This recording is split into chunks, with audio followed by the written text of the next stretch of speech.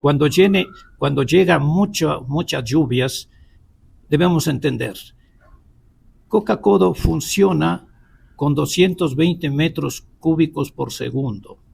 Fue diseñado por encima de lo que debía realmente ser diseñado.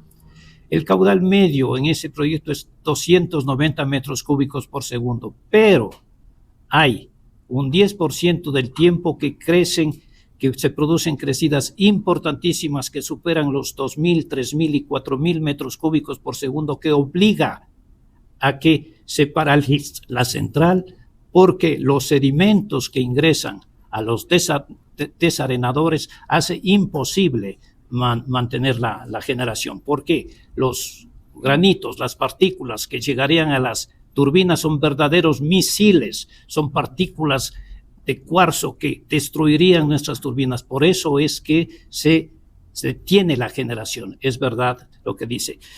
Y eso vendrá para Coca-Codo, vendrá los problemas en mayo, junio, julio, que son los meses críticos de grandes lluvias.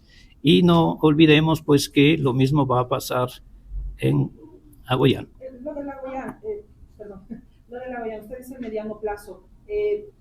Si puede ser un poco más claro, ¿qué puede pasar en el mediano plazo? Y para evitarlo, ¿qué es lo que se requiere hacer ahora? ¿Qué es mediano plazo para entender desde el punto de vista de destrucción de nuestras presas? Las épocas de lluvia. Las épocas de lluvia son diferentes según en la cuenca donde se encuentre, sea en la cuenca del Pacífico o en la cuenca del Oriente. Aquí, cuando llueve en Quito, pensamos que también hay lluvias en otro lado. No es así. Parte de las lluvias se van al Pacífico, parte de las lluvias se van al Oriente. En el caso del Oriente, la cantidad es tal que llueve hasta a veces, hay meses que llueve hasta 5 metros de lluvia, es decir, 5.000 litros por cada metro cuadrado de superficie. Esa es una barbaridad. Y eso es lo que simplemente sucede y no está considerado por nuestros técnicos. Mejor dicho, los técnicos que manejan las centrales Coca-Cola y Aguayán. Ante este panorama energético, el Consejo Consultivo de Ingeniería y Economía recomienda a las autoridades del Estado ecuatoriano, a la Asamblea Nacional y GAS provinciales y municipales emprender de manera inmediata las siguientes acciones técnicas y administrativas a fin de mitigar y resolver la crisis eléctrica que vive al país. 1. Emprender una campaña intensiva hacia la población en general para concientizarla sobre la importancia del ahorro eléctrico. 2. Revisar la gratuidad del pago de 180 kilovatios hora propuesto por el Gobierno Nacional para los meses de diciembre 2024, enero y febrero 2025, e incentivar a quienes ahorren energía y penalizar a quienes incrementen su consumo. 3.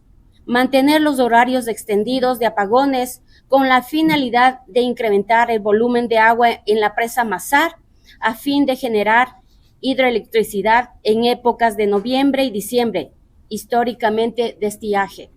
4. Conformar mesas de trabajo técnicas que incluyan al gobierno nacional, gremios profesionales, trabajadores, empresarios y ciudadanía, para analizar la crisis eléctrica de manera integral y adoptar las medidas de mitigación necesarias. 5.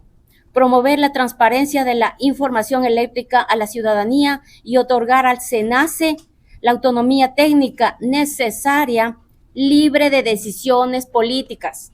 6. Realizar mantenimiento, reparación y reposición de las centrales térmicas existentes, así como planificar la contratación de nuevas centrales térmicas, asegurando los sistemas de transmisión y subtransmisión para atender la actual demanda de electricidad. 7. Disminuir la jornada laboral a 6 horas diarias, garantizando el suministro de energía eléctrica en este horario, con lo cual se reducirá aproximadamente un 25% de la energía consumida en la jornada normal de trabajo. Estos horarios se deberán planificar en función de las diferentes actividades, tales como educación, comercio, burocracia, etc., dentro de un horario de 8 a.m. a 4 p.m. 8. El manejo técnico de la crisis eléctrica debe evitar que prevalezcan intereses políticos sobre las soluciones necesarias. A su vez, se debe nominar en cargos de decisión a profesionales experimentados y conocedores de la problemática eléctrica. 9. Mientras este déficit determine las condiciones de la crisis eléctrica, la demanda deberá sujetarse a la oferta real de electricidad. 10. Ampliar la línea crediticia para la compra de generadores y UPS para uso residencial y pymes y comercio menor. 11. Hacer un llamado a la Asamblea Nacional para que aporte con soluciones a la problemática eléctrica, permitiendo la revisión, cumplimiento y normado para el cumplimiento obligatorio del Plan Maestro de Electrificación, tanto para lo público como para lo privado. 12. Posibilitar el desarrollo de proyectos de generación privados, garantizando el pago de la energía vendida. 13. Priorizar los gastos de inversión del gobierno o facilitar a la empresa privada la terminación y desarrollo de proyectos diseñados y paralizados en su construcción. 14. Permitir que los GATS reactiven y generen energía eléctrica en sus jurisdicciones. Ante la grave situación eléctrica y económica que enfrenta el Ecuador, resulta imperativo establecer acuerdos mínimos que permitan enfrentar estos desafíos de manera integral. Hemos iniciado el día con una mayor preocupación para todos los ecuatorianos, y esto es por una contradicción de lo que se anunció hace unos días. Se anunció que iban a menorarse en las próximas semanas los cortes y ahora tenemos un incremento más bien, y que esto se debe a la necesidad del sistema eléctrico. Se había estado haciendo suspensiones del 25% de la demanda en el país y ahora se ha tenido que hacer más del 42% de suspensión de servicio en el país, y por eso es la razón. Esto obedece a su vez a que en parte es el estiaje que estamos atravesando el país y la región, pero también se debe a la falta de ejecución por parte de los gobiernos, sobre todo los últimos gobiernos, que nos han permitido pasar de ser generadores y exportadores netos de electricidad, y en 7 años estamos con menos del 50% de energía disponible para la población. Y siempre nos preguntamos el por qué. El parque generador del país tiene poco más de 5.000 megavatios de energía hidroeléctrica, pero también tiene alrededor de 3.000 megavatios de energía térmica, que bien pudieron servir para, en primera instancia, administrar mejor los recursos hidroeléctricos y, por otro lado, soportar de mejor manera o suministrar de esta manera la energía al país. Y eso es lo que se preguntan o se refieren muchas personas en relación a lo que ocurre en Colombia y Perú, que no están aquejados de la misma manera. No es necesariamente por quién lo maneja, sino es por cómo se maneja el sector eléctrico. O sea, tiene una composición. Inclusive desde el 2014 se han ido incorporando las energías renovables no convencionales, que son las que tanto se menciona ahora último, para ir incorporando esa energía. Es importante, por tanto, lo que en las reuniones que hemos mantenido desde el Consejo Consultivo, que lo que trata es de agrupar a los diferentes gremios, sobre todo de Pichincha, para que podamos expresar, y la intención ha sido el proponer en forma positiva las medidas que se deben adoptar de aquí para adelante. Una de esas medidas era justamente el proponer la instalación de una mesa técnica, la cual inclusive se ha dado una primera reunión el día de ayer, pero tampoco queremos que se endilgue a esta mesa técnica la responsabilidad, como ha sido la carta del presidente de la República, porque esa mesa consultiva no tiene poder de decisión, es un organismo en el cual va a asesorar. De igual manera que lo estamos haciendo y lo hemos estado haciendo de los diferentes gremios, de los diferentes frentes, y que ahora agrupados en este Consejo Consultivo lo queremos hacer, pero queremos que sea escuchado para que realmente las decisiones no sean tomadas, como hemos dicho, desde un punto eminentemente político, sino que más bien obedezca a la realidad del país y a lo que queremos ser y constituir a futuro. Y por eso llamamos a todos. Llamamos también a toda la población a que contribuya en este ámbito de crisis para que, de todas maneras, lo que permanentemente hemos llamado al ahorro y a la eficiencia energética, por ejemplo, hacer un poco, así como hemos atravesado la crisis de seguridad y obviamente ahora estamos sintiendo con mayor presión la crisis económica que ya también está teniendo consecuencias de esta falta de energía. Para que se llene el embalse de Mazar se requieren aproximadamente 45 días de lluvias normales.